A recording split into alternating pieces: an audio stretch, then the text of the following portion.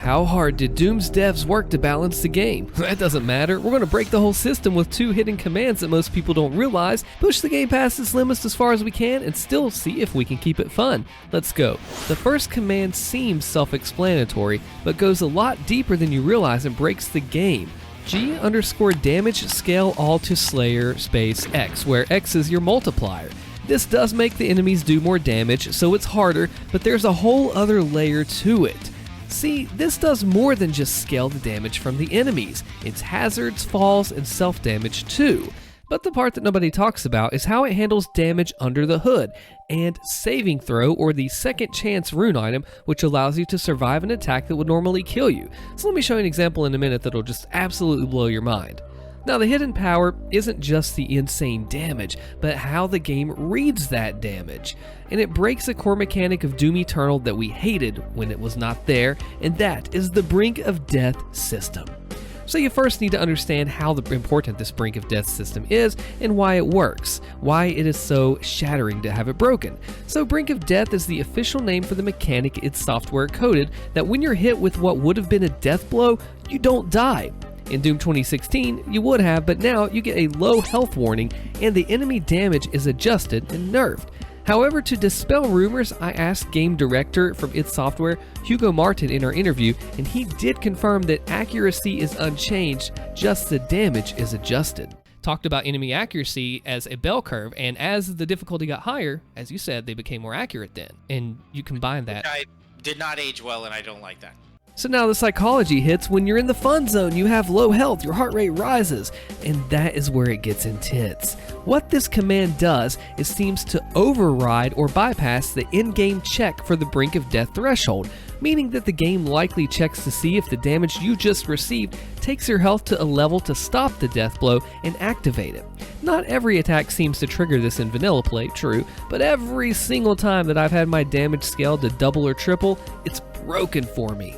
Now this means that the game will bypass that Brink of Death window, the one that's supposed to save you and give you another try, and the damage you take won't be factored into the game asking, should we give him the low health warning?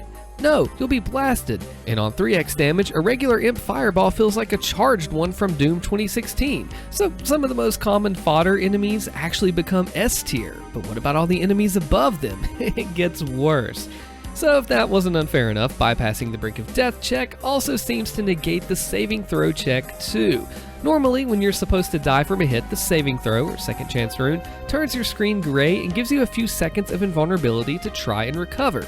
So even if you have the saving throw equipped, you normally wouldn't die. It does not matter. The game doesn't recognize the rune because the damage you have received bypasses that Brink of Death mechanic, does not recognize the rune, and you die. It's a paperweight. It's useless now to have you survive. Check out this side-by-side example. So your only saving grace here isn't saving throw, but the extra lives. But there's still a problem, because when you respawn from a life, you have a brief invulnerability with health but no armor. So even with 200 health or max, a Mancubus Fireball will still shred you at only a triple multiplier. Now, let's be honest here, at a certain point, it doesn't matter how much armor you have, you get destroyed in one hit anyway. And if you're on the permadeath Ultra Nightmare mode, you have no extra lives. GG, it's over. Now double damage is manageable, triple is a lot tougher naturally, and quad is insane. Now I've actually done extra life mode 100%, having about 5 or 10 extra lives left, but it will make you fight for every single one of them. Now it could be argued that this is artificial difficulty and increasing the challenge of the game unfairly rather than something that's balanced for fun. And I do wish that we could have this command just not break the Brink of Death and saving throw system overrides. However, if you do choose to use this command, you gotta take it as it comes. So I guess it depends. The bigger a masochist you are, the more that you'll love the rage that this command brings. But if that wasn't enough, what else could break the game and create an even worse situation when mixed with the power command? Allow me to introduce you to Sonic Doom Guy's favorite command, AI_haste_override rate space X. AI addresses the artificial intelligence, the enemies. Haste is their speed, and override is replacing or overwriting their rate or multiplier of speed. So basically this command could be called Enemy Speed Changer. Now most people would say that this breaks the game because the enemies go faster, yeah, but there are some tricks that I'll teach you to explain why it, just like the power command we just talked about, is so much more than it seems. Maybe even better than power. So for this, we need to look at two concepts in video game strategy: balance and target prioritization. So this hastily throws out the balance of the enemies. For example, the B tier Hell Knight becomes S tier. But why? They're only a melee unit, they have no range to them, and they're easy to kill. One lock-on burst from the rocket launcher does it. Now we know a Baron, which is more advanced knights, would be deadly still, but a basic knight? You might not realize though, he's a perfect example. See, the strength of the knight is the pressure that they apply to the player. They are a pressure unit, distracting you and doing huge damage in the process, while other enemies rain down from the distance, or, well, ranged units like the Cacodemon or Pain Elemental. The power of the Knight class in general is how they deal insane damage, yes, but really their true danger is how they close that gap and put pressure on you. Now at regular speed you have time, and ideally the dash mechanic, to see their movement, process how to avoid it, and react. The first knight you meet, you don't have the dash, so you can learn and grow from that. Now with extra speed, the knight basically teleports. He kind of becomes a prowler. Now this removes the entire function and purpose of the knight's distraction to replace your chance to counter with nearly instant damage. And if you think that guy's bad, wait till you see a Baron that's possessed. Or even a basic gargoyle turns into a sniper that has a machine gun. It's really kind of crazy. But it's more than just the speed and reaction time on a general enemy. What if the enemy literally is designed around timing? Like, I don't know, a green traffic light. The Marauder becomes simultaneously the easiest and hardest enemy when things go fast. His green light window is drastically reduced, meaning your reaction to seeing, firing, and the bullet connecting has to be light speed.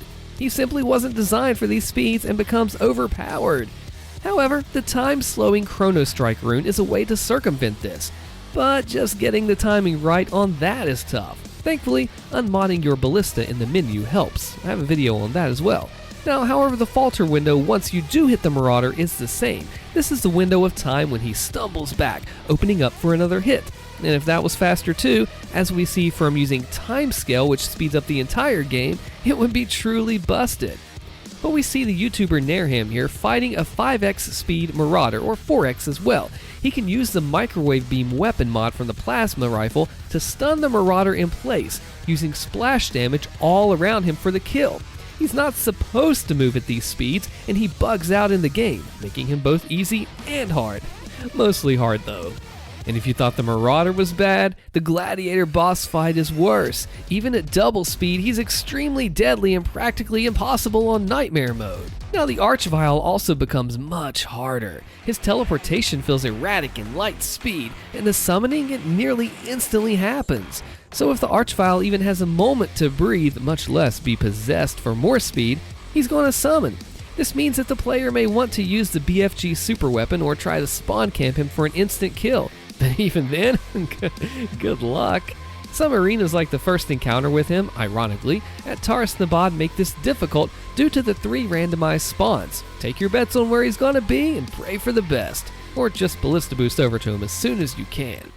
If there's one simple takeaway from all of this speed, it's breaking the intended purpose of reaction time, because the game Doom Eternal is designed in such a way that you essentially trade blows with the enemy, and you have a certain amount of time to do that. Which is why that Chrono Strike rune earlier that slows time, or the weapon wheel slowing time, is so powerful, because it gives you more time to think about and process what's going on in the battlefield. And think about chess, but in combat. This erases that window with the accelerated speed, giving the enemies an unfair advantage that was never intended. That's truly the design of combat chess, except the chessboard and the table is angrily flipped over and destroyed. Now, at least with classic Doom Fast Monsters, you had a chance and it wasn't that broken, even though the instant connection of hit scan bullets are bad. But what happens when you put both together?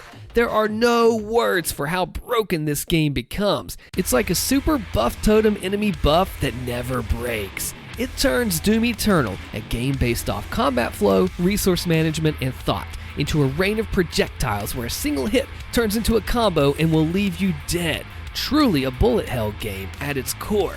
The additional damage makes you need to avoid everything, but the added speed takes away your weapon to avoid it, which is your reaction time. Knowing how broken these commands truly make Doom Eternal, it really shows just how far you can push a game to see where it bends and finally breaks. But I don't know if we've truly found that limit yet. Check out my complete analysis video on Doom Eternal Combat to help you become a stronger player. Then subscribe for more videos like this. I'm Allstin, thanks for watching.